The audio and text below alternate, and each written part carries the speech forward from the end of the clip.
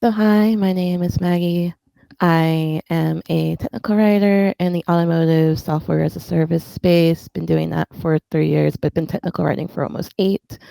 And today I'm going to lean more into my fictional writing side of things and talk to you about moss and researching habits when you research things for your your things and when you need to stop researching and just get to writing. I feel like that's applicable to a lot of us. So let's get into it. So, this is the question. To give you some preface, I'm currently writing a horror story based in the Appalachian region of the Northeast United States. Um, in this region, there's a bunch of flora and fauna that you can spend days upon days of interacting with. And one of my characters loves keeping terrariums in their space. So that way they can, like, bring a bit of the forest home and then they're, as a horror, obviously something goes wrong, right? So one of the things I wanted to look into while building up this world and building up a more feasible space is moss, because I love moss. I actually grew up near the woods and would play with moss patches every day along with sticks and everything else. I was a wild child. Um, so in this case, I was like, okay, I never really learned which types of mosses were local to where I am. So I was like, okay, which moss grows best in this Appalachian region? Thinking that moss was all the same, so it shouldn't really matter.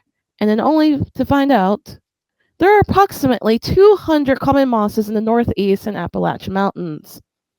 Um, my brain exploded on that because they all looked the same to me.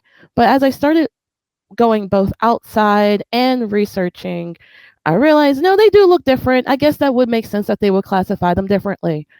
Um, and that means that there's variances of, like, okay, which, because there's the rainy part of the Appalachian Mountains, which is the more in the temperate region of like Tennessee and North Carolina, and then you have the more northeast New England side of things where it's more cold and not as temperate. So that means that there's going to be certain conditions where it's thriving versus not so much thriving. And also, it wanted to be something that, you know, you have to dive in to plant catalogs to just even get a nugget of information as far as different types of moss. So in the end of this harrowing research journey that I learned way more about the world than I needed to, I chose broom moss. Broom moss is a fairly spread out, so that's why I chose it. It supports a lot of microfauna, which I thought would be kind of an interesting thing to note in a horror story. It grows in terrariums, so my main character, there you go. She can harvest it, put it into a terrarium, and knows how to take care of it. And it also aesthetics. Like if you see this photo compared to the last one where I was showing you sheet moss, which is what we commonly think of when we think of whimsical forest glades and stuff like that. This has a little like looks a bit inhospitable, doesn't it? It looks like very protruding and pokey.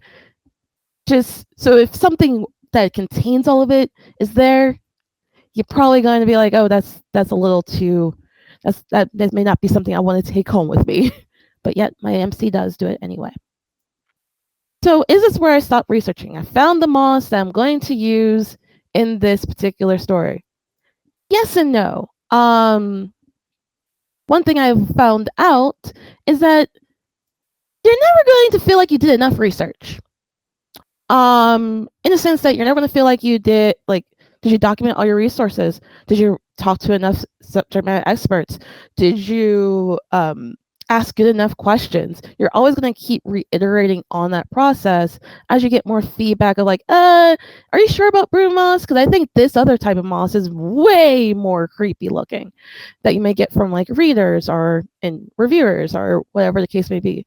So something to just keep in mind is at the end of the day, you're never going to feel like you did enough research, but that's why you take a moment, you breathe, you put down the notes, and you go right back to writing as you're researching and just keep that as an iterative cycle.